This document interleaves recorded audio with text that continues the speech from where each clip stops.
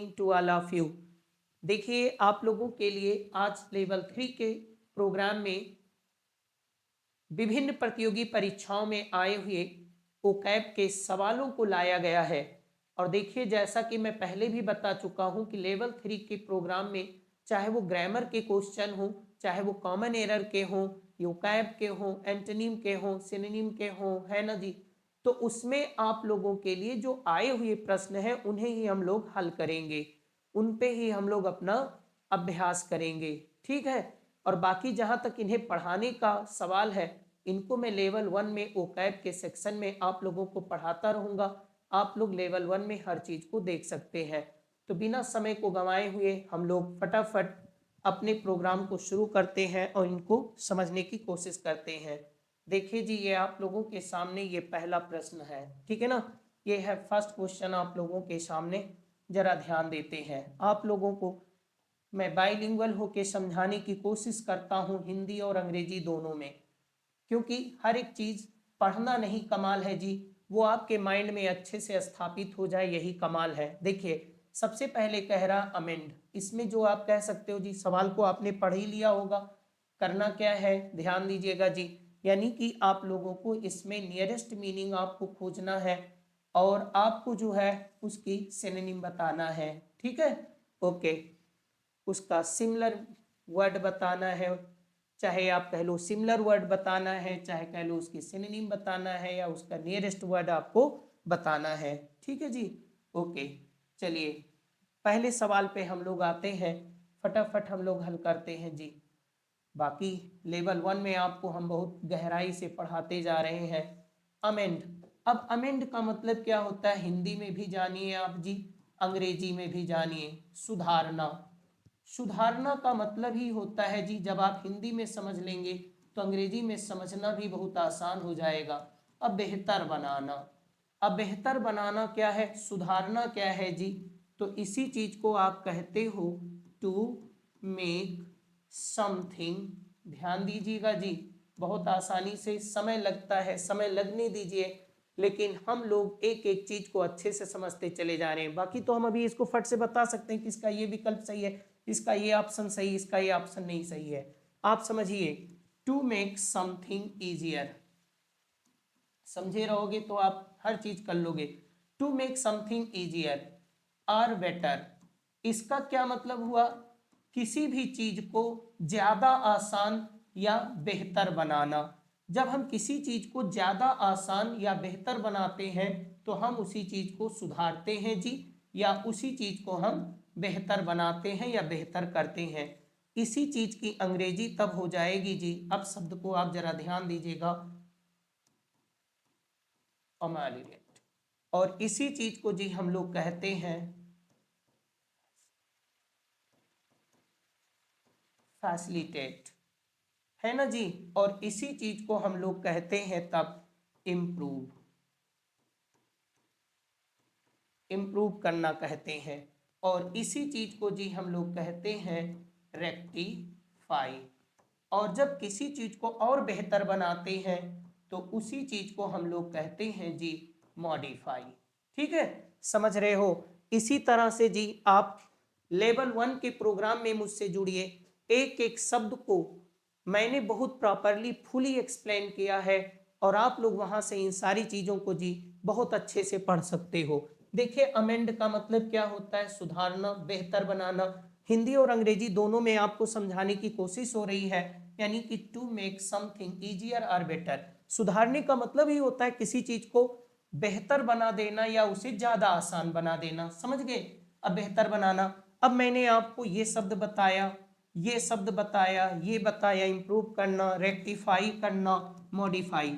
अब देखिए, मैंने आपको 4 5 6 7 8 बता सकता हूं, लेकिन देखिए कॉम्पिटिटिव एग्जाम में कोई उनकी एक रेंज नहीं है। वो शब्द को आप समझिए, उससे जुड़े हुए दूसरे तीसरे चौथे पांचवें, यानी कोई भी वर्ड उससे जुड़ा हुआ वो उसका सिनोनिम हो जाता है। तो जब तक आप शब्द को नहीं समझते, सिर्फ आप विकल्प के जरिए किताब को पढ़कर केवल रटने की कोशिश करते हैं, तो मुझे लगता है कि ओकैब का सेक्शन हम लोगों का बहुत मजबूत नहीं हो सकता है। इसलिए आप इनको इन्हीं पैटर्न पे समझने की कोशिश कीजिए। तो अमेंड का मतलब क्या होता है जी, रेक्टिफाई। देखिए इसको समझते चलिए आप लोग। और इसी चीज को अमेलियरेट कहते हैं, फैसिलिटेट कहते हैं, इम्प्रूव कहते हैं, रेक्टिफाई कहते हैं, मॉडिफाई कहते हैं। ठीक है जी। और इसी चीज को हम लोग रिफॉर्म भी कहते हैं, सुधारना। ठीक है ना जी। किसी चीज को आगे हम लोग अब चलते हैं। बाकी इन विकल्पों पे हम लोग अब ज्यादा बात नहीं करते। हार्म का मतलब नुकसान पहुंचा देना, इम्पेयर आप समझते ही हो जी, किसी चीज को कमजोर कर देना। ठीक है ना। अवसन का मतलब बदतर कर देना, यानी ये नहीं है, ये नहीं, ये नहीं है, रेक्टिफाई हो गया। अब आगे दूसरे पे आते हैं। चलिए अब देखिए, समझते जाइए जी। हिंदी और अंग्रेजी में लगता है वक्त। देखिए फटीग। अब फटीग का क्या मतलब हुआ जी? फटीग का मतलब ही हो गया थकान। फटीग का मतलब क्या हो गया जी? थकान। अब थकान को आप हमें बताइए। थकान को हम लोग कहते हैं एग्जॉस्टन। ठीक है ना जी। और ये हो गया टायर्डनेस। और इसी चीज को जी हम लोग कह सकते हैं, इस शब्द को जरा ध्यान दीजिएगा, कई बार आया है इनवी। इसका मतलब होता है मेंटल टायर्डनेस। शब्द को अच्छे से समझे रहो जी। मेंटल टायर्डनेस है ना, इसका मतलब हो गया मानसिक थकान। अब जो मानसिक थकान होती है उसी को तो हम लोग कहते हैं ऊब। मानसिक थकान को ही तो हम लोग कहते हैं क्या? ऊब कहते हैं जी ना। ओके। तो इनवी और टायर्डनेस एग्जॉस्टन हो गया। अब आप इस चीज को देखिए जी, ये आपका हो गया फटीग। ठीक है। ऐसे आप समझते रहिए। लोफ रोटी का एक टुकड़ा होता है, एफर्ट का मतलब प्रयास होता है। समझ गए? तो ये सब बिल्कुल नहीं हो सकता। हम लोग आगे बढ़ते हैं ताकि हम लोग कम समय में अधिक प्रश्नों को अच्छे से समझ लें। और ये सब देखिए जी, ये सब आए हुए प्रश्न हैं आप लोगों के लिए। ठीक है ना। ये सब सवाल इसलिए मैंने दे रखा है कि सब सवाल आ चुके हैं। इन पे आप लोग अपना प्रयास जारी रखिए। और बाकी आप लोग वोकैब के लेवल 1 के सेक्शन में जुड़िए आप मुझसे। ठीक है। वहाँ पे सारे शब्दों को बहुत अच्छे से पढ़ाया गया है। अब यहाँ पे आते हैं जी, ये भी आया हुआ प्रश्न है।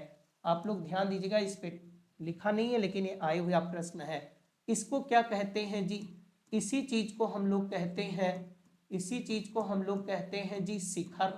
शिखर को ही हम लोग कहते हैं चोटी। चोटी को ही हम लोग कहते हैं पराकाष्ठा। पराकाष्ठा को ही हम लोग कहते हैं जी उच्चतम बिंदु। समझते रहो, बोर्ड पे नजर रखो, उच्चतम बिंदु। और इसी चीज को हम लोग कहते हैं शिरोबिंदु। हिंदी और अंग्रेजी शब्द को समझिए। और इसी चीज को हम लोग कहते हैं जी, और इसी चीज को हम लोग कहते हैं शिखर बिंदु। ठीक है। ओके। आप लोग ध्यान दिए रहिए, हिंदी लिख रहा हूं मैं। अब इसको क्या कहते हैं? इसी चीज को हम लोग कहते हैं जी क्या? अपेक्स। और इसी चीज को हम लोग कहते हैं जी समिट। और इसी चीज को हम लोग कहते हैं पीक।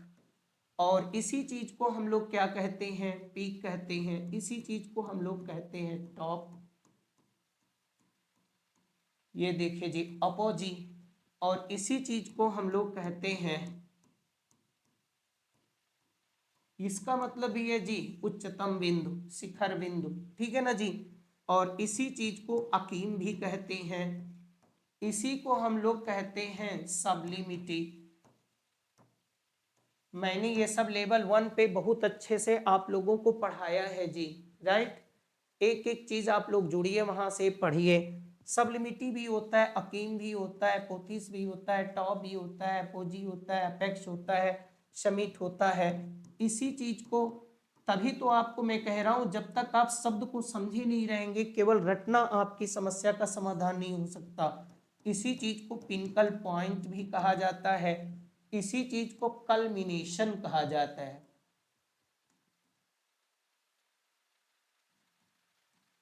थोड़ा सा ध्यान दीजिएगा, लेजबल कम है, लेकिन इसीलिए मैं हर चीज को टाइप फॉर्म में पढ़ाना पसंद करता हूं कि हर चीज आपके लिए टाइप होना चाहिए। तो जेनिथ का क्या हो गया जी? आप बताइए। ये हो गया अपेक्स। ठीक है। यही सही हो गया। कंफर्ट माने आराम हो गया, ये नहीं होगा। ब्लिस माने आनंद की पराकाष्ठा होती है जी, रैप्चर, लेकिन ये ज्यादा करीबी है। ब्लिस माने भी होता है परम आनंद, है ना, रैप्चर। ओके। तो आगे चलते हैं, हम लोग आगे बढ़ते हैं। आप लोग ध्यान दीजिए, समझ गए होंगे अब आप लोग। देखिए फिर आता है अगला, थोड़ा सा समझिए, ये सब आए हुए प्रश्न हैं आप लोगों के लिए जी, ठीक है। थोड़ा सा कोई ये फर्जी नहीं पढ़ाए जा रहे हैं। डिमोलिश, डिमोलिश का मतलब होता है इमारत को या किसी भी चीज को गिरा देना। अब गिरा देना को ही हम लोग कहते हैं जी ध्वस्त कर देना। क्या कर देना जी? ध्वस्त कर देना, है ना। और जब भवन आदि को गिरा दिया जाता है तो उसी चीज को कहा जाता है हिंदी में ढहाना, कि उसको ढहा दिया गया। अब डिमोलिश माने ढहा दिया जाना किसी चीज को। तब इसीलिए मैं कह रहा हूं कि आप शब्द के अर्थ को और उसके भाव को आप समझने की अच्छी सी कोशिश करिए। अब जितनी भी चीज ढहाना, गिराना, बर्बाद करना, तहस नहस करना या नष्ट करना, अब नष्ट करने की जितनी भी सिनोनिम होगी वो यहाँ पे इसका सिनोनिम हो सकता है जी, राइट। यही चीज मैं आप लोगों को बता रहा हूं। तब इसका मतलब क्या हो गया जी?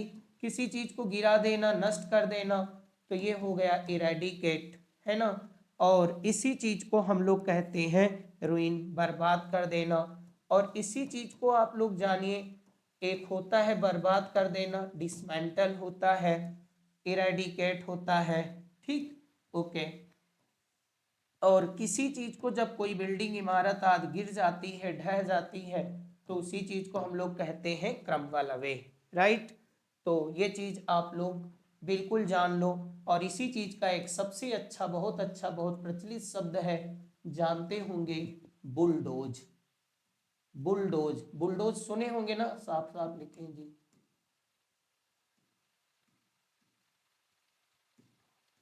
बुलडोज, इसी से बना है बुलडोजर, राइट। बुलडोजर आप देखे होंगे जो भवन वगैरह गिरा देता है। बुलडोज कर देना, डिमोलिश कर देना, उसको तहस नहस कर देना, उसको गिरा देना। आगे बढ़े हम लोग, समझते जाइए। आप लोगों की वो कैब बहुत अच्छी हो सकती है। और जब मैं एक एक शब्द को पढ़ाना पसंद करूंगा, जब मैं वो कैब के लेवल 1 के सेक्शन पर, आप सब लोग जुड़ सकते हैं। यहाँ पे मैं, जैसा कि मैंने आप लोगों से एक वादा किया है, कमिटमेंट किया है कि मैं आप लोगों के लिए SSC, CGL, bank, PO, CAT, CLAT, MAT आदि में आए हुए वेरियस क्वेश्चन को, चाहे वो ग्रामर से जुड़े हुए हों, चाहे वो कैब से जुड़े हुए हों, वो आपके सामने लाए जाएंगे, आप लोगों को पढ़ाए जाएंगे, यूट्यूब चैनल पर भी पढ़ाए जाएंगे, तथा वो सारी चीज़ें आप लोगों को एप्लीकेशन पर भी पढ़ाए जाएंगे। और ये सारी चीज़ें आप लोगों को जो टेलीग्राम चैनल है उसको भी आप लोग ज्वाइन कीजिए, वहाँ भी आप लोग इसको पाइए, ठीक है ना जी। अब मैं आपको आगे बताता हूँ, मैं इन सब सारी चीज़ों को टाइप फॉर्म में आप लोगों को दूंगा, आगे ध्यान दीजिएगा जी, ओके। अब कहते हैं क्या, यहाँ पे पढ़िए थोड़ा सा, कहते हैं कि never teach your children to flout. अब ये फ्लाउट को ही बताना है, थोड़ा अंडरलाइन नहीं हुआ। अब flout the rules and regulation, नियम कानून of their education institution, right. अपने बच्चों को कभी भी शैक्षणिक संस्थानों के नियम और कानून को उल्लंघन करने के लिए मत सिखाओ। तब ये फ्लाउट क्या है जी? फ्लाउट का मतलब होता है नियम का उल्लंघन करना, नियम का उल्लंघन करना। अब उल्लंघन करना क्या है जी? नियम कानून को ना मानना। अब जितनी चीज ना मानना हो उनकी अवज्ञा करना। अब आप इस बात को समझने की कोशिश करो कि जितनी भी चीज अवज्ञा करनी होगी, जो चीज उल्लंघन करना होगा, जो चीज ना मानना होगा, और ना मानना हिंदी में आप समझते रहिए अवमानना करना। क्या करना? अवमानना करना। तो उनका सम्मान ना करना, उनका सम्मान ना करना। तब ये जितने भी होंगे वो बन जाएंगे। तो जो कानून के उल्लंघन किया जाता है, सबसे पहला तो शब्द आप पढ़े होंगे कॉन्टेम्प्ट, ओके। और उसके बाद आपने ये शब्द पे ध्यान दो जी, इनफ्रिंज। इनफ्रिंज, इन सब का मतलब हो गया कानून का, नियम का उल्लंघन करना, कानून को तोड़ देना, उनका परवाह न करना, उनके प्रति सम्मान न दिखाना। जब आप किसी भी चीज के प्रति सम्मान नहीं दिखाते हो, उसका सम्मान न करना, जैसे कोर्ट कंटेम्प्ट हो जाता है, इन्फ्रिंज कर दिया जाता है ना। और किसी भी चीज को, ये देखिए जी, डिफाई करना, तो ये सब आप देख रहे हो ना, ये सब मैंने आप लोगों को जी पढ़ाया है और पढ़ाऊंगा एक एक शब्द को उठा के। जहां मैं कानून को पढ़ाऊंगा, कानून से जुड़ी हुई हर चीज मैं बताऊंगा, ठीक। कानून का पालन करना, कानून का ध्यान रखना। आप लोग आगे बढ़ते हैं, 1 मिनट। तो यहाँ पे अब क्या बनेगा जी, आपको बता दिया गया, किसी चीज का सम्मान न करना, यहाँ पे क्या हो जाएगा, यहाँ पे हो जाएगा मॉक। मॉक का मतलब किसी चीज का उपहास करना। जब आप किसी चीज का उपहास करते हो, ध्यान देना जी, तो उपहास जब करते हो तो आप सम्मान नहीं दिखाते हो, और सम्मान नहीं दिखाते हो, उसका सम्मान नहीं करते हो। सम्मान नहीं दिखाना, सम्मान ना दिखाना, सम्मान ना दिखाना, उसी का तो मतलब हुआ उपहास करना, यानी उसका आदर न करना, यानी उसका अनादर करना, यही सब तो हुआ। तो ये हो गया मॉक। मॉक पढ़े होंगे, मॉक एट होता है उपहास करना। तो समझ में आ गया आप लोगों को, तो ये विकल्प हो जाएगा, मॉनिटर नहीं होगा। रिवियर माने तो हो गया जी, वो डाइवर्ज तो एक्सपोज हो गया। ठीक, जल्दी जल्दी हम लोग आगे बढ़ते हैं। तो समझ गए आप लोग, शब्द को समझते चले जाइए जी। आगे आगे ध्यान देते हैं, इसको देखिए आप लोग जी, ये आया है चाइल्ड। ये भी देखिए आप लोगों के लिए अब आया हुआ सवाल है। अब चाइल्ड का मतलब क्या हुआ, हिंदी में मैं लिखता जा रहा हूँ, थोड़ा जल्दी करता हूँ ताकि वीडियो लंबी ना हो, आप लोगों के लिए बोरिंग ना हो। डांटना, और क्या हो गया जी, फटकारना, है ना। और इसी चीज को हम लोग कहते हैं बुरा भला कहना। आप ये समझे रहिए जी, हिंदी में इसलिए बता रहा हूं ताकि हिंदी भाषी जितने भी बच्चे हैं, जो हिंदी बैकग्राउंड के हैं या इंग्लिश बैकग्राउंड के हो, तब भी वो इस चीज को बेहतर समझते होंगे। डांटना क्या, फटकारना क्या, बुरा भला कहना क्या। तो जिस चीज के लिए बुरा भला कहना होगा तो क्या होगा, आप इसको जानते ही होंगे, स्कॉल्ड होता है। इसी चीज को हम लोग कहते हैं रिप्राइमेंट। देखते जाइए जी, ये सब बहुत अच्छे से, यानी कि मैंने एकदम बेसिक क्लास में इन सारी चीजों को बहुत अच्छे से पढ़ा रखा है। इसी चीज को अगर आपको कोई डाउट हो जी, आप लोग हमेशा डिक्शनरी को देखा करो। ऑब्जर्वेट है ना जी, स्कॉल्ड हो गया, रिप्राइमेंड हो गया, और इसी चीज को हो गया रिप्रोच, है ना। ओके, और इसी चीज को चाइल्ड कहते हैं, स्कॉल्ड, रिप्राइमेंड, ऑब्जर्गेट, रिप्रोच, है ना। और इसी चीज को हम लोग कहते हैं एडमोनिश। जैसे आपने कहा कि जब घर में कोई भी काम गड़बड़ हो जाता है या काम नहीं होता है, तो माई फादर रिप्रोचेज मी ओनली, केवल मेरे पिताजी मुझे ही बुरा भला कहते हैं, मुझे ही फटकारते हैं, मुझे ही डांटते हैं। My father does not reproach my brother, मेरे पिताजी मेरे भाई को बुरा भला नहीं कहते हैं, उसको नहीं डांटते हैं, उसको नहीं फटकारते हैं, ठीक है ना। तो ठीक है, वो आपको ज्यादा जिम्मेदार समझते होंगे, ठीक है। चलिए आगे ध्यान दीजिएगा, समझ रहे हो ना। तब बताइए यहाँ चाइल्ड का क्या हो गया, ये चाइल्ड का हो गया जी स्कॉल्ड, राइट। अब ये नहीं होगा, रेस्क्यू तो आप जानते होंगे, बचाना, रेस्क्यू ऑपरेशन। प्रिवेंट माने रोकना हो गया। अब इसको ज्यादा मैं इंग्लिश में नहीं करूंगा, नहीं बहुत टाइम लग जाएगा, और मैं चाहता हूं कि बहुत कम समय में ये सारी चीजें, जितने भी एपियड, मोस्ट ऑफ द एपियड क्वेश्चन हम आपको करा दें, ठीक है। ये सब आप लोग ध्यान दीजिएगा। तो प्रिवेंट रोकना होता है, रेस्क्यू बचाना होता है खतरे से, फॉलो का मतलब अनुसरण करना। तो कौन सा विकल्प सही है आप लोगों के लिए, स्कॉल्ड। ओके, देखिए बहुत ही अच्छे तरीके से मैंने पढ़ाने की कोशिश की आप लोगों के लिए, राइट। आप लोगों को समझ में आ जाए, आप लोग संतुष्ट हो जाएं, यही हमारा अंतिम प्रसाद है जी। चलिए, लीथल का मतलब हो गया प्राण घातक। घातक नहीं जी, प्राण घातक, जो प्राण के लिए घातक हो। और इसी चीज को हम लोग कहते हैं क्या जी, जानलेवा। अब जिससे जान लेने वाला, यानी जो जान ले ले, जान लेने वाला। जब कोई चीज जान लेने वाला हो, जो इतनी खतरनाक हो, इतनी घातक हो। अब आप कुल मिला के जितने भी घातक और जितनी भी खतरनाक चीजें हैं, मैं आपको बता रहा हूं, इस चीज को आप समझिएगा। जो चीज होता क्या है कि जितनी भी घातक, जितनी भी खतरनाक चीजें बहुत होती हैं, अगर विकल्प में उनके नियरेस्ट मीनिंग देखे जाते हैं जी, उन 4 ऑप्शन में सबसे नजदीक का कौन है, हमें ये देखना होता है। एक्चुअली कभी कभी वो उनके एग्जैक्ट सिनोनिम नहीं होते हैं, लेकिन तब भी वो 4 विकल्प में ये देखा जाता है कि इनके सबसे नजदीक का कौन है। जैसे कि यहाँ पे आप देखिए, ड्राउजी तो है नहीं, नींद लाने वाला है जी। नॉइजी शोर युक्त है। स्लिमी भी नहीं है। अब डेडली है। अब डेडली की जगह अभी हमें यहाँ पे एक विकल्प ये लिखा होता जी, मेरी बात पे ध्यान दो,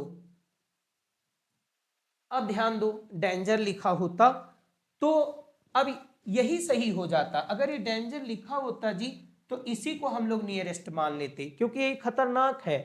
ठीक है, ओके। घातक का मतलब ही हुआ खतरनाक, और जो प्राण घातक है, ठीक है, इससे दूर का अर्थ है, लेकिन इसको भी मान लेते क्योंकि ये तो बिल्कुल नहीं नजदीक है, ये भी नहीं नजदीक है, ये भी नहीं नजदीक है, तो नियरेस्ट ऑफ द सेंस में जो है हम लोगों ये हो जाता। तो ये हो गया डेडली। अब होता क्या है लीथल, देखिए जी, इसका होता है फैटल। जैसे आपने पढ़ा होगा फैटल अटैक। अब फैटल अटैक का क्या मतलब हुआ, जानलेवा हमला। और इसी चीज को आपने ये देखो जी लिखा हुआ है लीथल, और इसी लेथल लिखा हुआ है, और इसी चीज को लिख रहा है जी डेडली। आ गया समझ में? ओके, आप लोग इन सारी चीज को सुने रहो जी, एक एक चीज मैं लिखने की पूरी कोशिश कर रहा हूं अच्छे से। तो ये डेडली हो गया। डेडली का मतलब ही प्राणघातक, लीथल, लेथल हो गया। जैसे कि आपने सुना होगा क्लियर, कि जैसे लोग कोरोना के समय में कोरोना से बहुत भयभीत थे, क्योंकि कोरोना क्या था, कोरोना वाज फैटल। कोरोना क्या था, जानलेवा था। राइट, आगे हम लोग बढ़ते हैं।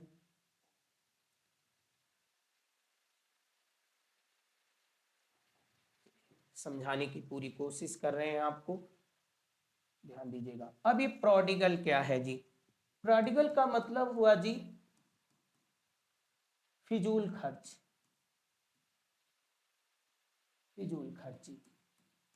फिजूल खर्ची का क्या हुआ जी, अपव्यय, है ना। जो फिजूल खर्ची हो, 2 की जगह 10 खर्च करने वाली बात हो, है ना, 1 की जगह 4 खर्च कर दिया जाए, तो ये क्या हुआ, प्रोडिगल। अब प्रोडिगल को ही हम लोग कहते हैं लैविस। इसी से आप पढ़े होंगे, ही स्पेंड्स लैविसली, वो उन्मुक्त हस्त खर्च करता है, खुलकर खर्च करता है, लैविस हो गया। और इसी चीज को हम लोग कहते हैं जी,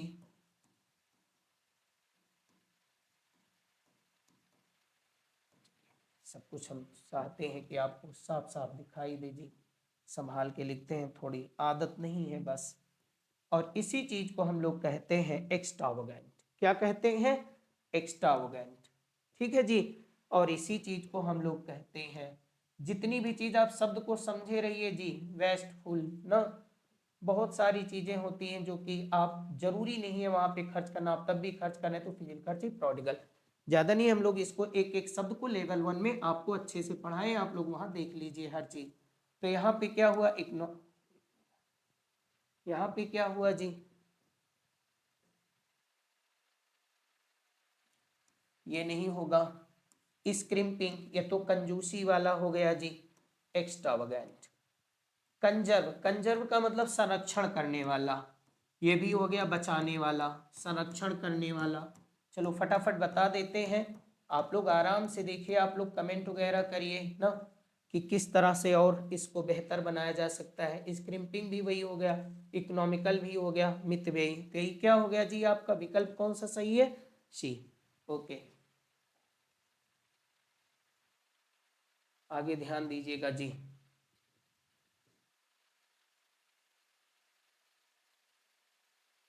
आगे पेरिल। अब पेरिल क्या है जी, संकट, और इसी को हम लोग कहते हैं मुसीबत, इसी को हम लोग कहते हैं जी बला। हिंदी इंग्लिश में, अब आप कहते नहीं सर मैं इंग्लिश में, हमें चाहिए इंग्लिश में भी जी समझ जाओ। तो जितनी भी चीजें में संकट है, तो इसी चीज को हम लोग कहते हैं डेंजर, इसी चीज को आप कहते हो जी क्या, रिस्क, है ना। ओके, अब इसी चीज को आप लोग और क्या कहते हो, ध्यान देना, पेरिल। इसी चीज को आप लोग कहते हो जियोपार्डी। ध्यान देते रहिए जी। ये सब संकट आए हैं। डिजास्टर, जो प्राकृतिक, देखिए डिजास्टर थोड़ा दूर का जरूर है, इससे एग्जैक्ट नहीं है, लेकिन पूछा जा सकता है इसका, ये सिनोनिम कई बार बन चुका है डिजास्टर। और फिर इसी चीज को कहते हैं कैटेस्ट्रॉफे। जिन विद्यार्थियों को समझ में नहीं आएगा वो लेवल 1 पे चेक करेंगे जी, उनको सारी चीज मैं यूट्यूब पर अपने एप्लीकेशन पे बहुत अच्छे से OCAP को पढ़ाने की मैं कोशिश करता हूँ और पढ़ाया गया है। तो डेंजर हो गया, रिस्क हो गया, जियोपार्डी हो गया, डिजास्टर, कैटेस्ट्रॉफे, यहाँ ज़्यादा आपको समझाया नहीं जा सकता, क्योंकि ये जी देखिए बार बार मैं कह रहा हूँ कि किसका प्रोग्राम है, ये लेवल 3 का। ये मान के पढ़ाया जा रहा है आप लोगों को कि आप लोग इन सारी चीज़ों को पढ़ चुके हैं। आगे हम लोग बढ़ते हैं। तो इसमें क्या है जी, पेरिल का बताइए। तो ये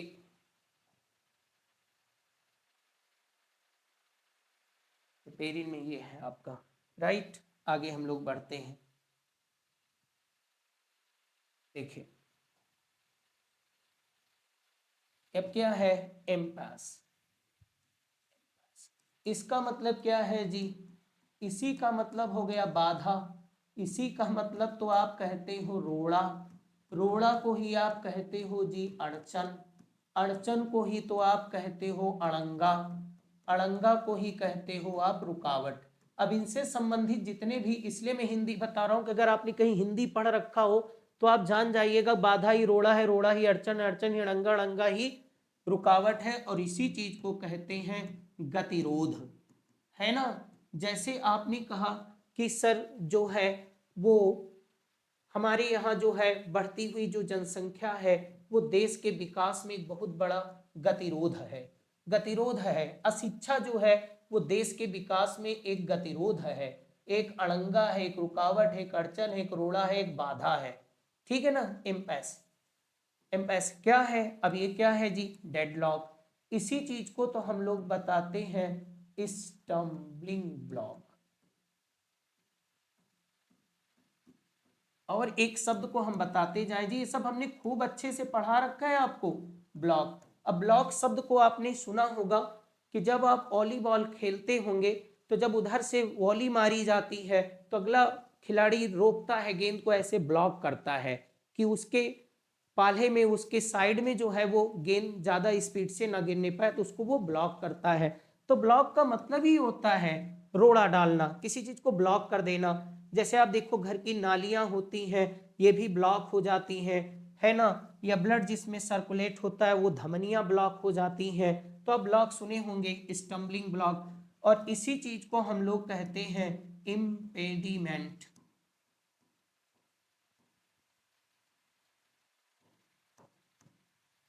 और इसी चीज को हम लोग कहते हैं जी हिंड्रेंस।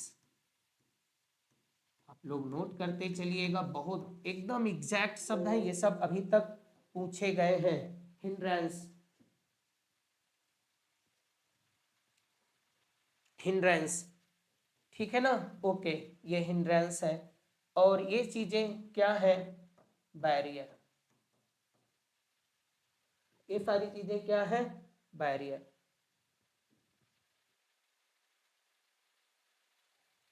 उधर देखो ये,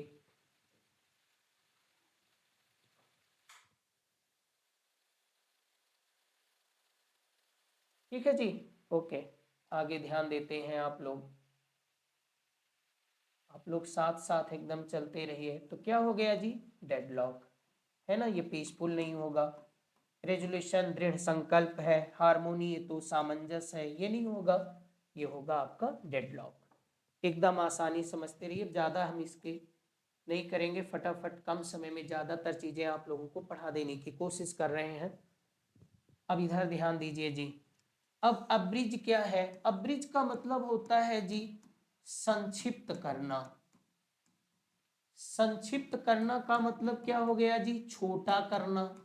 अब जितने भी शब्द होंगे, छोटा करना, और जितने, और छोटा करना ही क्या है जी, कम करना। अब जितने भी शब्द कम करना, छोटा करना, संक्षिप्त करना, और जो छोटा करना और कम करना, उसी चीज को आप कहते हो घटाना। जैसे कोई क्लास आपकी पीरियड जो है वो 1 घंटे का है, अब उसको 40 मिनट का कर दिया गया, तो बताइए समय सीमा को क्या किया गया, घटा दिया गया, समय सीमा को कम कर दिया गया, समय को छोटा कर दिया गया, समय को संक्षिप्त कर दिया गया। ठीक, तो इनके भाव रखने वाले ये सारे शब्द इसके सिनोनिम हो जाएंगे। तो इसीलिए इसको कह रहे हैं शॉर्ट का मतलब होता है छोटा, शॉर्टेन हो गया, छोटा करना। लेस का मतलब कम करना, लेशन हो गया। और इसी चीज को हम लोग कहते हैं कर्टेल। कर्टेल, कर्टेल का मतलब भी हो गया जी कम करना। तो कम करना जो हो गया ये यही हो गया, छोटा करना, शॉर्टेन। ठीक, एक्सपैंड का मतलब तो विस्तार करना, ये नहीं होगा, है ना। और इंक्रीज का मतलब बढ़ाना, ये भी नहीं होगा, ये भी नहीं होगा। समझ में आ गया आप लोगों को? विकल्प आपका ये सही है। ओके, यही ऑप्शन आपका सही है, ध्यान दीजिएगा जी। आप लोग लेवल 1 के वोकैब को पढ़ा करिए, शुरुआत है अभी। शुरुआत में मैं हर छोटी छोटी चीज को पढ़ा रहा हूँ। आपको कभी ये नहीं ध्यान देना चाहिए नहीं तो छोटी है, ये तो इम्पोर्टेंट है, तो नॉन इम्पोर्टेंट है। हर एक शब्द को उठा उठा के मैं एक एक शब्द को व्याख्या कर करके आप लोगों को पढ़ा रहा हूँ। जितनी भी चीज आपको यूट्यूब पर मिलती रहे आप उसे पढ़ते रहिए, है ना। फिर धीरे धीरे हम लोग उसे अपने एप्लीकेशन पर बहुत जल्द ही शुरू करेंगे, और आप लोगों को टेलीग्राम चैनल पर सूचना दी जाएगी जब मैं शुरू करूंगा, है ना। अपने एप्लीकेशन पे वहाँ वो कैब है, चाहे वो ग्रामर है, आप वहाँ यहाँ पे पढ़ते रहिए। और प्लस अगर आपका पढ़ना होगा आप लोगों को, तो आप लोगों को वहाँ पढ़ने के लिए सूचित किया जाएगा, आप लोग वहाँ भी पढ़ सकते हैं, वहाँ भी क्लास ले सकते हैं। ध्यान दीजिएगा जी। अब पेस्टर क्या है? अब पेस्टर का मतलब मैं इंग्लिश में भी आपको मैं बताता चला जाऊंगा जी, ठीक है, सारे शब्द को। अब पेस्टर क्या होता है? पेस्टर का मतलब ही होता है टू एनॉय। टू एनॉय का मतलब होता है समबडी, किसी व्यक्ति को नाराज कर देना जी। और कैसे नाराज कर देना? Specially by asking some question और कमेंट।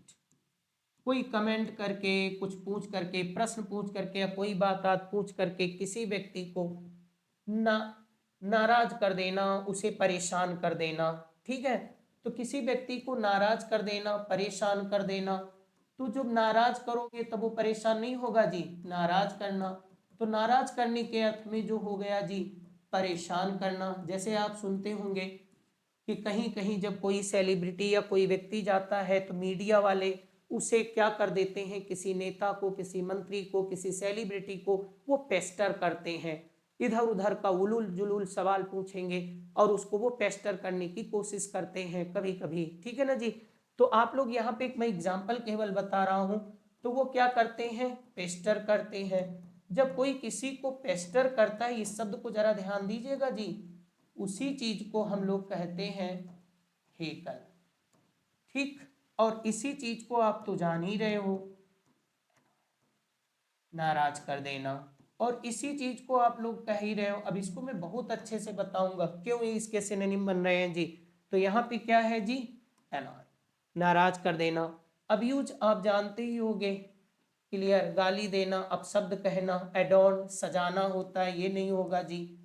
अभी एडोन सजाना भी नहीं होगा। अम्यूज मनोरंजन करना, है ना, ओके, ये भी नहीं होगा। एनॉय नाराज कर देना। समझ रहे हो ना एक एक बात को? देख लीजिए आप लोग, आगे बढ़ते हैं।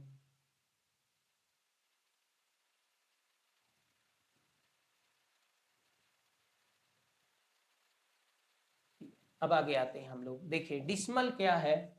अब डिस्मल का मतलब तो एक आप समझ जाओ जी, एक प्रकार से डार्क भी हो गया। डार्क कहें तो अंधेरा। ठीक है, अब आप समझने की कोशिश करो। अंधेरा, और अंधेरा ही क्या है जी, धुंधला है ना। तो इस चीज को तो आप इस शब्द में, इस भाव में ले लेते हो। लेकिन एक चीज और होता है, इसी का मतलब होता है फुल ऑफ सैडनेस, जो उदासी से भरा हुआ हो। या इसी चीज को हम लोग कहते हैं डिप्रेसिंग। हिंदी और अंग्रेजी दोनों में समझा रहे हैं जी। उदास कर देने वाला, उदासी से भरा हुआ, या फुल ऑफ सैडनेस, उदासी से भरा हुआ। जैसे हम लोगों ने कहा, मेरी बात पे ध्यान देना, जैसे मैंने कहा कि our life is passing through dismal situation. अब डिसमल सिचुएशन क्या है जी? शब्द को मैं समझा रहा हूं ताकि आपको रट जाए। डिसमल सिचुएशन का मतलब दुख भरी स्थिति। दुख भरी स्थिति का मतलब समझ गए कि जिसमें कुछ भी उजाला नहीं है ना, दुख है, उसमें तनाव है, दुखी कर देने वाली चीज है, उसको हम लोग कहते हैं डिसमल सिचुएशन ना, डिसमल कंडीशन। और इसी चीज को आपने कहा ग्लूमी भी होता है।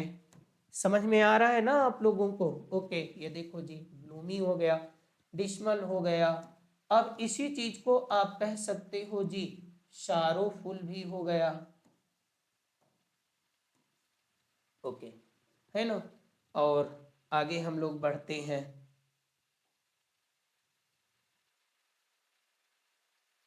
इसको बताए नहीं क्या?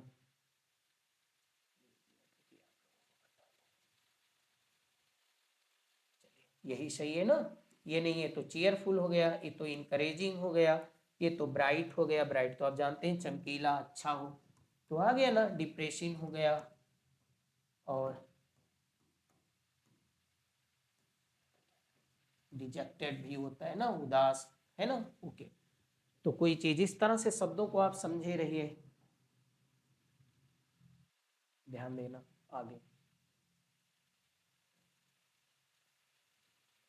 अब देखिए ये क्या होता है, इविंस। इविंस का मतलब क्या होता है जी? मेरी बात पे ध्यान देना। इविंस का मतलब होता है संकेत करना, संकेत करना, संकेत करना, या संकेत, संकेत हिंदी में समझा दे रहे हैं ताकि आपको समझ में आ जाए। में कुछ कहना, कुछ कहना। अंग्रेजी में कह दे रहे हैं टू शे आर सजेस्ट। बहुत आराम से सुनिए, suggest something, to say or suggest something. देखो ये रटने से काम नहीं चलता, जब आप समझे रहोगे तो किसी भी तरीके से विकल्प बदल के भी आएंगे। जरूरी नहीं कि यही विकल्प आए, यही ऑप्शन हो, तभी आप समझ जाओगे। To say or suggest something in an indirect way,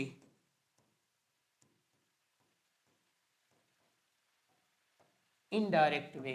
ठीक है जी। ओके, आप लोग ये बात को समझ गए। To say or suggest something in an indirect way, यानी कोई बात कहना या इशारा करना किसी भी चीज का एक अपरोक्ष रूप से, अपरोक्ष रूप से सीधे तौर से ना कहना, तो आपने उसको क्या कह दिया, इविंस। आ गया? तो समझ में आया कि नहीं आया? ओके, जैसे मेरी बात पे ध्यान देना, आपने अपने दोस्त से कहा कि क्या आप ट्रिप पर चलोगे, टूर पर चलोगे। तो आपके दोस्त ने कहा कि मेरी परीक्षा करीब है, मेरे एग्जाम करीब है, एग्जाम की डेट भी आ गई है। तब उसने ये नहीं कहा कि नहीं मैं आपके साथ टूर पर नहीं चल सकता, ये नहीं कहा। बस उसने इतनी बात कहा कि मेरा एग्जाम नजदीक है, अब तो एग्जाम की डेट भी आ गई है। तो उसने आपको कह दिया, ही सेड और suggested you in an indirect way that he can not go on tour with you, right. कि वो आपके साथ टूर पर नहीं जा सकता है, इस बात को उसने कहा नहीं, बट उस बात की तरफ उसने क्या कर दिया जी, इविंस कर दिया। समझ में आ रहा है कि नहीं? यही चीज मैं कह रहा हूं, संकेत करना, संकेत, संकेत में कुछ कहना या अपरोक्ष रूप से कुछ कहना। शब्द को हम समझाएंगे, अपरोक्ष रूप से कुछ कहना। ठीक है, ओके, अपरोक्ष रूप से कुछ कहना, तो उसने इविंस कर दिया। और जब संकेत करना हुआ तो जितनी भी चीज संकेत करने वाली होंगे वो सब इनके बनेंगे। उनमें सबसे पहला शब्द एक आता है बेकन, इशारा करके किसी को बुलाना होता है बेकन। और इशारा करना तो हिंट भी होता है। और आप इंडिकेट भी पढ़े होंगे जी, इंडिकेट भी होता है संकेत करना। ठीक, एक आपने इस शब्द को भी पढ़ा होगा, क्यू, राइट। संकेत करना, कुछ करने के लिए, कुछ ना करने के लिए, किसी को बताना। ठीक है, ओके। तो उसने क्या किया जी, इन सारी चीज को प्रिटेंड नहीं किया, मतलब इशारे में कोई चीज दिखा दिया, बता दिया, सप्रेस्ड कर दिया, ऑब्जर्व भी नहीं किया, उसने क्या किया, सोड, राइट। तो he see immense little enthusiasm of for the outdoor games. ठीक है, ओके, आप लोग इन सारी चीजों को समझ लीजिए।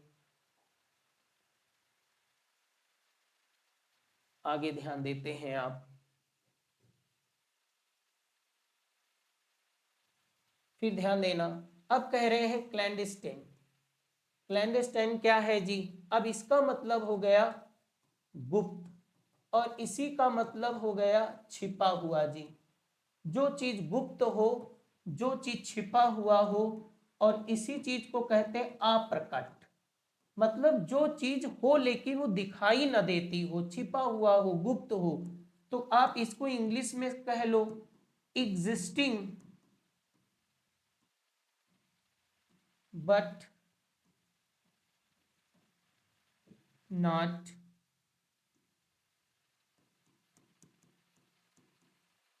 विजिबल। जो चीज एकदम विजिबल ना हो लेकिन वो चीज मौजूद हो जी, राइट। समझ में आया कि नहीं आया? अब इसी चीज को आप लोग क्या कह सकते हो?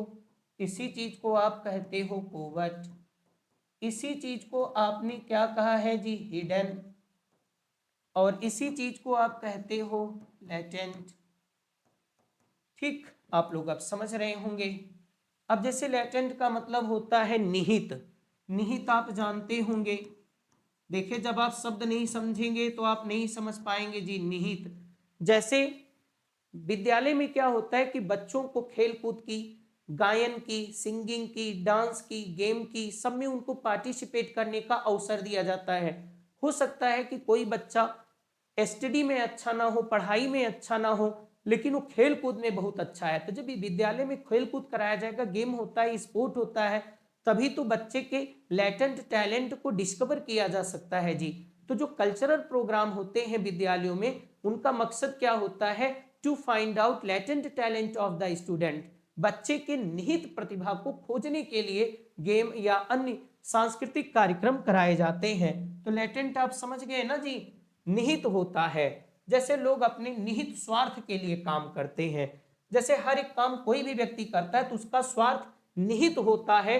अब उसका स्वार्थ निहित होता है मतलब उसका स्वार्थ छिपा हुआ होता है, मतलब दिखाई तो नहीं देता। जैसे कोई आपके पास कार का एजेंट आता है, किसी कार कंपनी का, कहता है आप कार खरीद लीजिए, आपके पास एक कार होनी चाहिए, अब बिना कार के आप अच्छा नहीं लगता जीवन, आप वैसे जी रहे हो, जीवन में आपके कोई मजा नहीं। तो ऐसा नहीं है, वो जो कार का एजेंट आया है वो आपका शुभ चिंतक है, आपको वो कार खरीदवाना चाहता है, कार आपको देना चाहता है। इसके पीछे भी उसका एक निहित स्वार्थ है। निहित स्वार्थ जान गए? इसी चीज को हम लोग कहते हैं वेस्टेड इंटरेस्ट। सब बताएंगे जी, कोई ऐसा शब्द नहीं है। जब हम पैसेज पढ़ाएंगे तो एक एक शब्द आपको बताते जाएंगे। तो इसमें बताओ क्या है? ब्लैटेंट है, ऑर्नेट है, कि ओपन है, कि अंडर कवर। जो चीज छिपा हुआ है वो अंडर कवर है जी। ओपन भी नहीं है, ऑर्नेट भी नहीं है, ब्लैटेंट भी नहीं है, राइट। आप समझ गए, सारी चीज आपको बताया जाएगा। देखिए, ये आप लोगों के लिए जो है वो क्वेश्चन थे जी। अब आप लोग इनमें से पढ़िए और समझने की कोशिश कीजिए। ये सब आए हुए जी प्रश्न है आप लोगों के लिए।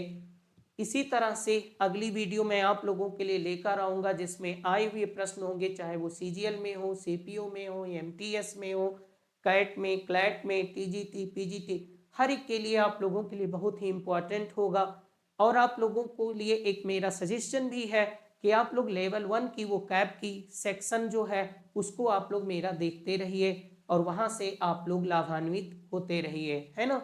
अगले वीडियो में कुछ नए शब्दों के साथ जो एपिएड क्वेश्चन है उनके साथ मैं आपसे फिर से मुखातिब हूँगा। तब तक के लिए आप सभी लोगों को नमस्कार।